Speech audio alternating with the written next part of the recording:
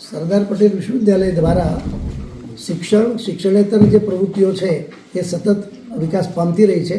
આ સંદર્ભમાં થોડા દિવસોમાં આપણે 19 થી 21 તારીખ સુધીમાં એક મિલેટ્સ એટલે કે પરંપરાગત વાનગીઓનો એક મહોત્સવ કરી રહ્યા છે, જેમાં લગભગ 83 જેટલા સ્ટોલ અને આપણી જે પરંપરાગત જે વાનગીઓ છે એ ત્યાં રજૂ કરવામાં આવશે. આનો મુખ્ય ઉદ્દેશ છે કે આપણી જે અત્યારે જે જીવનશૈલી બદલાઈ ગઈ છે અને આપણે જે ફાસ્ટફૂડ તરફ બાળકો અને યુવાનો વળ્યા છે એને આપણા પોતાના પ્રાચીન ધાન્ય તરફ લઈ જવાનું અને આપણી જે પ્રાચીન ધાન્ય છે એમાં જે રહેલી સાત્વિકતા છે એ સાત્વિકતાનો પરિચય કરાવવાનું આ મુખ્ય ઉદ્દેશ્ય છે. આખો કાર્યક્રમ અનુસ્નાતક હોમ સાયન્સ વિભાગ દ્વારા આયોજિત કરવામાં આવી રહ્યો છે.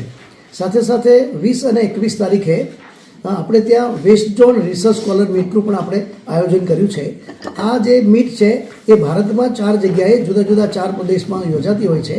એમાંથી આજ આપણને AIU association of Indian universities દ્વારા આપણને આ મીટ યોજવા માટે સંમતિ મળી છે અને લગભગ 6 રાજ્યોમાંથી 500 જેટલા વિદ્યાર્થીઓ અને મેન્ટર્સ આમાં કોન્ફરન્સમાં ભાગ લેશે, મીટમાં ભાગ લેશે અને પોતપોતાના રિસર્ચ પ્રોજેક્ટ અહીંયા રજૂ કરશે, પોસ્ટર પ્રેઝન્ટેશન કરશે અને પોતે ઓરલ પ્રેઝન્ટેશન પણ કરશે. સાથે સાથે આનંદની વાત એ છે કે સરદાર પટેલ વિશ્વવિદ્યાલયમાં 1-2 અધ્યાપકો એવા છે કે જેને હમણાં તાજેતરમાં એક ઘણી બધી સ્કોલરશિપ મળી છે.